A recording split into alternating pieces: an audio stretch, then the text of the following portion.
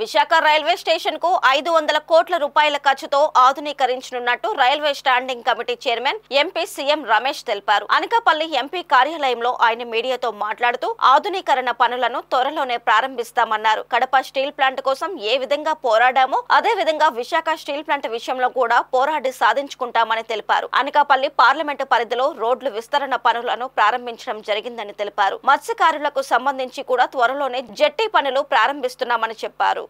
కేజ్రీవాల్ అతనే ఎమ్మెల్యే కూడా ఓడిపోవడం మంచి ప్రభుత్వం. ఢిల్లీని ఇక మీదట భారతీయ జనతా పార్టీ బ్రహ్మాండంగా అభివృద్ధి చేసి అక్కడ ఢిల్లీ ప్రజలకు, ఎందుకంటే దేశ రాజధాని, ప్రపంచ దేశాల నుంచి ఎంతోమంది అక్కడికి వస్తుంటారు. కాబట్టి ఢిల్లీలో ఏ విధంగా డెవలప్మెంట్, ఒక పక్క సంక్షేమం, ఒక పక్క infrastructure development చేసుకునేదానికి Bharatiya Janata party ఇంకా ఢిల్లీనే కాదు మిగతా రాష్ట్రాలు ఏదైతే ఇప్పుడు ఉన్నాయో దానిపైన కూడా పార్టీ ఫోకస్ పెట్టి ఈ సౌత్ ఇండియాలో కూడా భారతీయ జనతా పార్టీ ఫోకస్ చేస్తుంది. ఎందుకంటే దేశం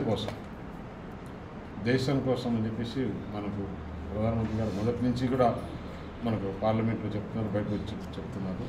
ఎక్కడ కూడా ఇలాంటి రాజకీయాలు కాకుండా దేశం కోసం మనం పోరాడాలి, దేనికోసమైనా మనం ఉండాలి అని చెప్పేంతో ఈరోజు ఢిల్లీ వాసులు బ్రహ్మాండమైన మెజారిటీ ఇచ్చిందానికి ఢిల్లీ ప్రజలకు మరొకసారి మనస్ఫూర్తిగా తెలుపుకుంటూ రాష్ట్రం అంతా కూడా, దేశం అంతా కూడా భారతీయ జనతా పార్టీ రాబోయే ఎలక్షన్లో బీహార్ కానీ, రేపు మళ్ళీ కర్ణాటక కానీ, లేదంటే కానీ బెంగాల్ కానీ ఈ రాష్ట్రాల మీద ఫోకస్ పెట్టి అక్కడ కూడా భారతీయ జనతా పార్టీ జెండా దెబ్బలాడడానికి కోసం చేస్తాం.